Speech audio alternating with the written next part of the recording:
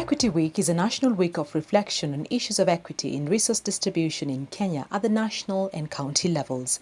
Equity Week 2017 was held in various venues in Nairobi and Elgeyo Marakwet County. It brought together academia, civil society, government, the arts community, development organizations, and citizens for a conversation about the promise of a more equitable approach to development enshrined in Kenya's 2010 Constitution. In order to understand the spread of inequality in the country among counties and among wards, there needs to be information that shows this spread. That is where data comes in, and being one of the major themes during the week-long event, data made a bigger part of the conversations on how it influences mechanisms and policies used by government and the community in addressing inequalities. One of the overarching themes this Equity Week was the need for accurate data, the need for data that is accessible to both policy implementers and to policymakers and to other stakeholders. Inequality, equity, access to resources, services is a big and enduring question. But the problem is that it's been stripped of data and evidence, and it's all happening based on people's whims and anecdotes and stories they tell each other. But I think what we're trying to do is really provide some real concrete big conversations that we have. Somebody said that there's so much information, but there's very little knowledge. And I think what we lack is a skill to turn the information into some knowledge and a basis for action. We are not the same people, that's for sure. The counties that look very different from the others. And yet we have the same geographic boundary, we hold the same passports, we vote in the same elections, but the outcomes of that political process has not created equitable access to goods and services. So there's a deep basis for difference that we see across the county. And I think this is what the data is showing. The problem is that these things have not informed the political conversation. So the politics is on other things. The people who should be complaining and kicking are kicking for different reasons. They're not kicking around they're not asking, why do our mothers have to die just because they wanted to have a child? They're not asking questions like, why do kids drop out of school at numbers that are atrocious? Those are not the questions that are informing the political process. So what we also expect to do with data is to drive the political conversation to something that is more meaningful to Kenyans. The role of data in resource allocation is crucial as it informs on the kind of need that exists in certain areas or among certain groups of people. In order to measure the value of development in a region and its people, data has to be collected and analyzed. The same data will be used to inform what other interventions may be required. By comparing data in two different regions with diverse resource needs, conclusions can be made as to the impact of unique interventions in an area. The role of data is to expose the needs and the disparities. What we do with that data, so that data is not an end in itself, So data is basically, it's just an input that helps us to see the need, the problem, and that's why, for instance, we use numbers to show, to discuss issues of what interventions should have in terms of poverty levels and all that. That's what data does. It simply exposes the disparities, it exposes the needs, but it also exposes areas of coverage, so that it shows us that a certain area has immunization cover of 90%, but a certain area has got immunization cover of 20%. So that's one. But also data does something more, is that by disaggregating that data to very small, even to the level of homes, then you are able to tell whether the problem is actually across board. Because, for instance, you could go to a certain county and county indicators on a certain aspect of health, let me use immunization because I've used it before, is very good. But then if you go further deep within that county, you actually realize there are certain disparities between wards. Certain wards are very high, certain wards are very low, because many times the number you get is the average. But then even when you go to those wards, you might actually find that between different home states, you have actually differentiation, because maybe they have certain cultural beliefs that they subscribe to, and therefore that's the role of data. Data exposes, but then also there's something we call longitudinal kind of tracking. So basically what you're saying is that we check in 2010 how was the situation, then we come and check again in 2011 how is the situation, 2012. So over time, data shows us over time whether the problem is increasing or is decreasing, and that then helps us to inform our interventions. So in a way also it helps us in terms of monitoring whether we are making progress and progress in what direction. We realize that there are so many schools in Kibera that people don't know about, including the government. When we presented this to the Minister of Education, they were shocked and also excited at the same time, because they were like, hizi shule zote ziko Kibera? And we are like, okay. We mapped 350 schools, and for the government, they knew about just 70 schools. So that was a shock to them. But again, they said this is nice because now we can be able to reach out to some of these schools. They had this idea at the back of their mind that they could do away with some schools which are operating without having been registered, which our data showed clearly that, yes, many of these schools are operating under either churches, NGOs, or CBOs. They are not registered by Minister of Education. But how could the government afford to close all these schools? Did they have an option to take these kids to? The answer is no. So they were forced to come up with something called APBET, Alternative Provision to Basic Education and Training, so that they would start accommodating these schools. They would start to upgrade them and even improve some of them, so that, and also help them to register under the government. So APBET enables informal schools to be registered with the government. And they are doing away with the word informal school to APBET, because the schools are informal, yes, but the students are not informal. If the county government is willing to change the inequalities within the county, then it's important that it appreciates different health indicators and how these are varied across the county subunits. So in Baringo County, we have 6 sub-counties. So at the northern part of Baringo County, we have Tiati sub-county, which is the least developed, as marked by red. But again, when it approach urban centers, there is Chemolingot, which is quite developed in terms of road infrastructure. But again, why we chose to mark the whole of the sub-county as underdeveloped is because of issues of access to water and healthcare. Then the next sub-county is Baringo North, where towards the headquarter, Kabarnet and the surrounding wards, it's developed. But then at the borders of Tiati, at the borders of Baringo South, it's quite underdeveloped. Then we have some, also a big chunk of the sub-county being fairly developed. Then at the extreme end, Eldama Ravine, just to portray the inequality, Eldama Ravine is fairly, most of the sub-county is developed with good road infrastructure, access to water, with some wards even having up to 85% access to water as per the last KNBS survey. Mogotio has a mixture that is towards Nakuru is fairly developed. At the center, where we have Mogotio town, it is developed, while at the borders of Baringo South, and of course the other side towards Nakuru, it is less developed. Then Baringo South, Baringo South at the center, we have Marigat and the surrounding irrigation schemes. They make the place quite developed, but towards the border of Tiati and Mogotio, it's less developed. Now, the discussion is often around how unequal counties are. You compare Migori to Murang'a, Elgeyo Marakwet to Baringo. That discussion is very common. But I want to tell you today that the inequalities that exist among wards are actually worse.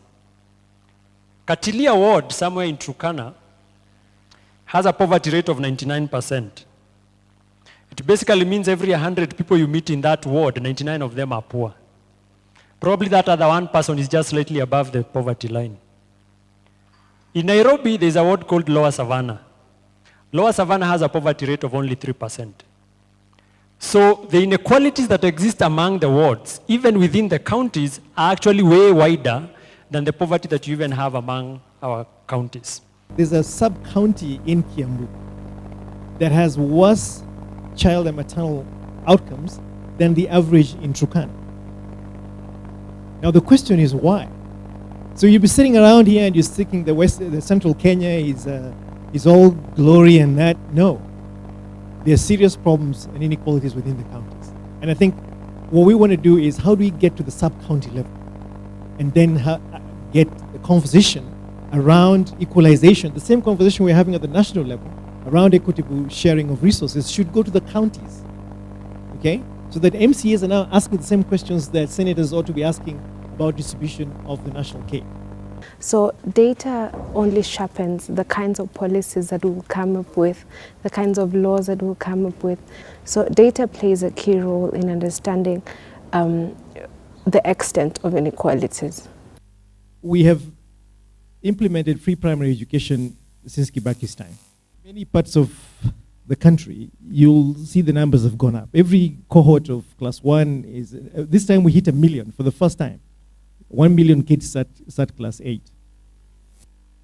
But if you look at the enrollment, 8 years ago, for this cohort that just finished, it is not 1 million. It's probably about 1.3, 1.5. Where are the other kids? Now you want to start tracing these kids. Not all of them live in Kiambu. They're in Turkana, they're in Marsabit. So you're looking at number of kids who are out of school who started, who enrolled, but did not complete. Tuaweza has done a lot of work on numeracy and literacy tests across the country. They tell us that there's a correlation between numeracy and literacy between grades 1 and 3 and the level of a mother's education. And this has been consistently demonstrated over the time that Tuaweza has collected this data. So if we're implementing free primary education, that policy must be bundled with adult literacy classes for the mothers so that they support the kids to learn. So it is this differential understanding of what you need so that policy is effective.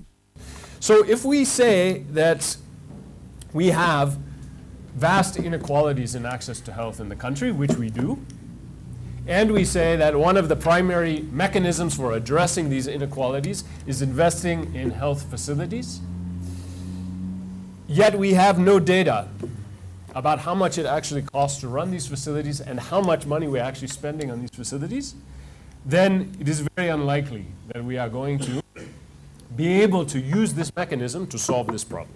While referring to currently available data on the different sectors of the economy, different presenters throughout the week were able to draw trends on changes that have occurred since the onset of devolution. The initial phase is just to show a picture at a glance of what happens. But if you look at vaccination rates, you can see that it is really not so, there aren't very red areas. It means that, we have done quite well in our vaccination campaigns. And many of our countries would either be not so, unless now you go to places like West Pokot, and probably that's a reason, there's probably a reason why is it that West Pokot has very low vaccination rates. And so if I was in the planning and I wanted to do immunization campaigns, I would probably begin to look at these areas which seem to be apart from the rest in terms of their outlook of these variables. I want to speak a little bit more on what we have started speaking about, which is the sector of health and how can we tell inequalities and how can we deal with them and how we're dealing with them. Let's look at the pre-devolution situation. 3 things. At the time of devolution, there were certain inequalities, and we're going to look at 3. We see that there was unequal spending. There was obviously an equal number of health workers. And when we look at the distribution of county residents per health workers was also unequal. And we also look at the skill mix at the beginning of devolution.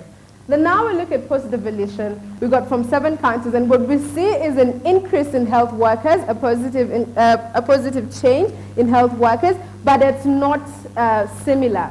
So you see counties like Samburu, there's 13% increase in health workers, and counties like Turkana, for those 10 categories, 232 increase in health workers. So it's a significant increase. But the trick is just look at the numbers. Still, they don't have as many health workers as they would need for the county, okay? But there is positive change. This work was conducted by Edwin, so that is my supervisor, and colleagues. So they looked at the 2 known measures of financial protection. So they looked at impoverishment and looked at incidence of catastrophic healthcare payments. And they used the Household Health Expenditure and Utilization Survey 2013 and found generally, you can access the paper, that about 4.5% incidence of catastrophic health expenditures as of 2013. Well, this is good news in a way because 2007 had found 14% incidence of catastrophe. So you can say that the incidence of catastrophe has reduced over the past 5 years. Whether to attribute that to the interventions that have been conducted in that period is a different story. This is a description only. And if we consider indirect costs, transport, and related costs to access these facilities, the catastrophe incidence comes to about 6%. Now, in 2016-2017, in the national budget, the government, for some good reason, decided that they were going to present the development budget, not so much in terms of the monies for development going to the departments within ministries, but they decided that they were actually going to list each individual project under the departments and ministries at the national level. Of course, it's quite a huge number of projects, but we decided to focus on the State Department for Infrastructure and the State Department for Water Services. For roads, and let me start with roads at the top. So one measure is simply to look at the unpaved roads, because if you have an unpaved road, we need to pave it. That seems like a direct investment we have to make. So we look at, of all the unpaved roads in the country, what share does each of the county actually account for? So that will give us a measure of the need that exists in terms of roads that needs to be paved. Now, the top 10 counties in terms of the shares of unpaved roads. So when we look at the top 10 counties, they accounted for about 40% of all the unpaved roads in this country. However, when it comes now to the allocation, they only allocated 12% of that capital budget. Now, for the top 10 counties in terms of paved roads, the average is actually 1 kilometer of paved road for every 8 kilometer square of land. So when you compare that to the average, that is pretty good. But they were allocated 55% of the budget. So guys with very good access are getting over half of the budget for 10 counties. Now, the bottom 10, the average is 6,814. Again, when you compare that to the average, you can see that that is actually quite bad. But how much do we allocate them? Just 10% of the budget. However, not all data is reliable and accessible. Institutions and governments have not put forward conclusive data on specific sectors in the economy, and the data that is available is mostly inadequate or defective. And we saw from Equity Week, people demanding that we need to have access to information. It is impossible for us to expect people to comment on policy issues when they are not informed. So if you look at the population data we use, if you look at most of the data that we have around access to certain services, it's really data from the census in 2009. Once in a while you bump into data from 2014, but we are making decisions about 2017 and 2018. So having a way that that data is also updated where available is also a challenge that we have to face and see how to sort it out. The biggest problem that I have, and I think it is a common problem for all of us, is the good quality data. Because a lot of this data we used the statistical abstracts, the economic surveys, And largely we use the 2009 census data, and you know that is really outdated. And so we are very excited. We are getting ready so that the moment they do the new census, we will have a place we just plug it in and play. One thing, and I have spoken to this, is how do we get data on this? I'm glad he said his data is from the 2009 census, but it's now 4 years into devolution. We need to update our data. And if we're going to get data from counties, does that mean I go on a Kenya road trip and then go to every county and say, I need to know how many health workers you have because this is important for policy? So there are huge data challenges, and I thought the place to get this data was the Council of Governors, but I requested for data. This has been since June last year, but nothing from them. And then obviously the Ministry of Health was like, we don't have current data, this is what we gave them. They are doing their own things, okay? So, and then the information system doesn't help because it's voluntary, so it doesn't mean it's the most updated or the most accurate data.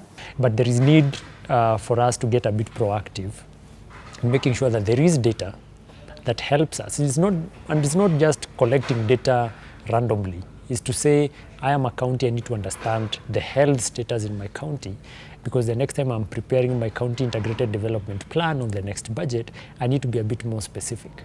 And then, you know, it also makes it easy for the government to explain to people why they are making the decisions they are making.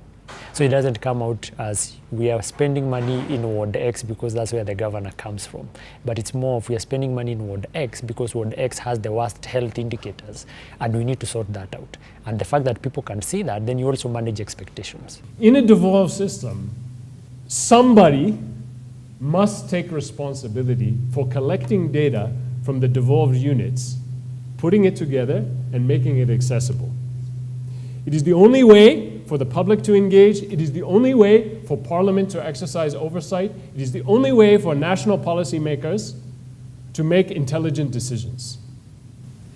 The truth is that today, if you want data from the counties, you have to go to each county and get it. Yes, it is the county's responsibility to make information available to the public. But the truth is that anybody who wants to know, sitting not just in Nairobi, but sitting in Kwale, sitting in Turkana, sitting in Kisumu, what their neighbors are doing, what the other counties in the region are doing, how Kisumu compares to Mombasa, cannot be expected to go to each individual county to request for information. It is simply not feasible. And therefore, if we expect devolution to work again, what is the theory? The theory behind the decentralization of resources is that counties or subnational units will compete with each other to provide better services. They will learn from each other. What are other counties doing? Why aren't we doing that? And the public will also ask, but Kisumu is doing this, but Turkana is doing this, but Makueni is doing this. But that will not happen if the data is not available in a centralized place for us all to see what the different units are doing. We saw that some organizations are trying to resolve this data challenge by providing portals that give us refined data and data that can be easily used by those who need to make decisions on certain policy issues. So what the Spotlight on Kenya is, it's an online data platform where we have socioeconomic indicators that are disaggregated up to the subnational level for Kenya, that is counties. And at the same time, we visualize as well the resource flowing into these counties. So how much they're getting from the national government, how much they're raising internally, how much they're getting from the donor community. And we also allow the user to experience how the county governments are using these resources. So what sectors are they prioritizing? And the beauty about this is when you have the socioeconomic indicators alongside resourcing, you can easily see whether they are prioritizing the critical areas that they need to. So for example, if your health indicators are not doing so well, then you would expect that at the monetary level, you'd be prioritizing health development at the county level if you're a government. So if you're a citizen, you would want to know these things. So when you're engaging with your government official, you'd have something to talk. You'd be more informed in how you engage around development. So this is our first portal. This is the first one that we are having, and this is, you can go to different sections and you can be able to get what you're looking for. Yeah, but the part that particularly concerns this discussion is a part here where we are talking about the various parameters that we thought would be reasonable for determining the outcomes of health. But as you can see that we are not just in health, we are looking at very many things at the same time.